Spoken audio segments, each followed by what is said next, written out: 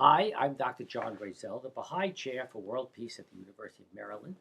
And this clip is another one in our series connected to our Foundational Principle Monitor website and stressing the importance of foundational principles in the world today, particularly in regards to foundational principles that affect our ability to evolve a sane, effective, and desirable system for global governance. Not for a global government, but for global governance, for working together for the mutual benefit of everyone to have a sustainable world.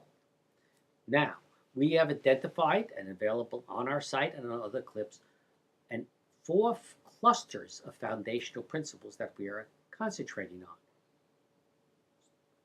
One is sovereignty cluster, one is what we call the security cluster, one is what we call the rights and responsibility cluster, and one is what we call the happiness cluster.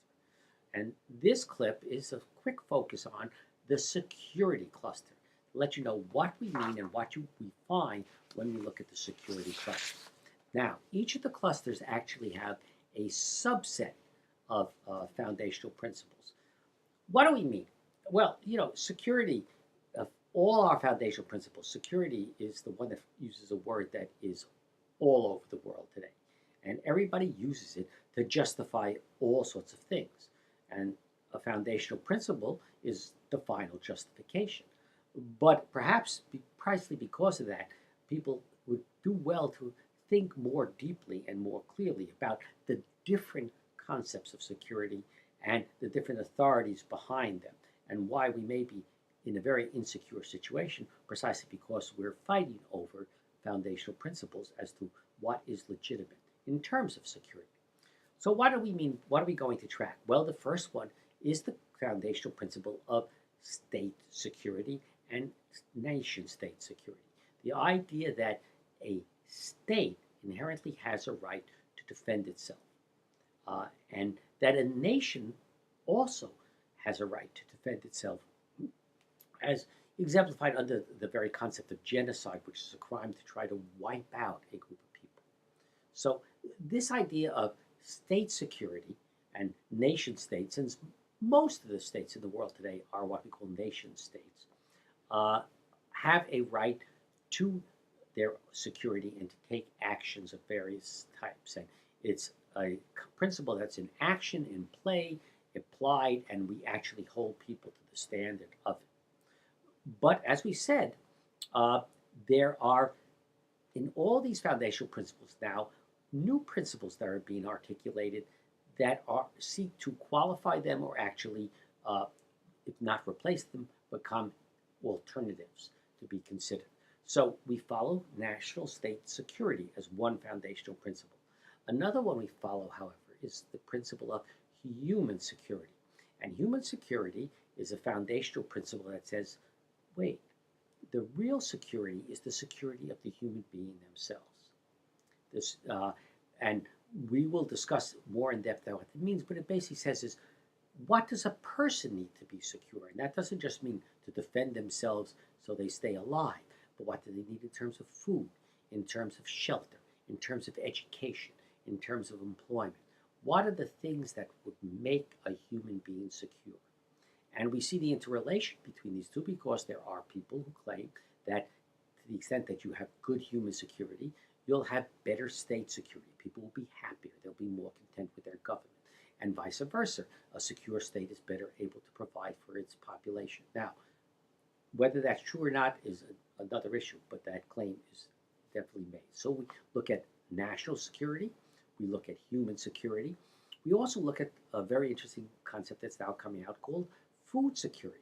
And that begins to say that there are certain universal needs that are independent of others. And perhaps the first one is food security. If you don't have food, you're not going to last long. And the idea that there's a foundational principle that allows us in global government to make decisions and do things solely on the basis that it's necessary for the food security of people. Another issue we're going to look at is property security. The security about your having a claim in something that gives you ownership and certain rights. And property security is important because it has been a foundational principle, particularly of the Western world, for several hundred years. And to understand why we are doing certain things, particularly why we classify new things as property, such as ideas, intellectual ideas. We talk about intellectual property and how this affects how we interact with each other globally, and is very important to understand. And we capture that by looking at the concept of property security as a foundational principle. Now, the last one we're going to look at, and as I said, we can't look at them all, we're looking at the ones that we find most interesting, is one called spiritual security. Now, spiritual security is interesting because it manifests itself in different ways.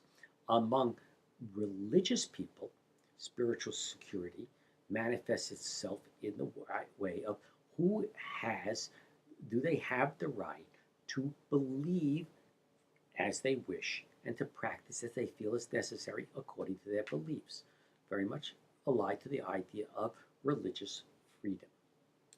Am I secure that way? But there's another group of people that use spiritual security almost as a counterpoint to those who use it religiously. And they look upon spiritual security as the right of the individual to assert their own sovereignty. They use the term spiritual sovereignty to determine what they need. And are they secure spiritually? Who they are as souls, as dignified souls, as people who have an ability to seek a larger meaning in life. Do they have security?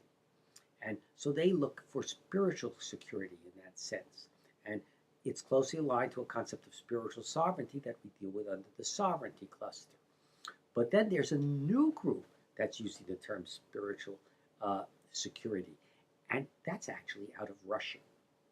And there, the spirituality they're talking about is the Russian soul, Mother Russia, a powerful sense of Russian identity, deep Russian spiritual identity that has played an important role in Russian history. And this is now again appearing domestically, but it will work itself into the international world and it will work itself into global governance on the part of Russians who feel that they, in the loss of communism, have lost some of their souls. And so you're finding Russian politicians and Russian thinkers and members of the Russian Orthodox Church all talking about the need to protect the spiritual security of Russia. So we're going to talk more about all of these, and on our sites we're going to trace them, and we're going to keep track of where they're going and who's behind them. But this is just to give you an idea of what they're about. So this is our security cluster of foundational principles, and please learn more about it by visiting our website, foundationalprinciplesmonitor.org. Thank you.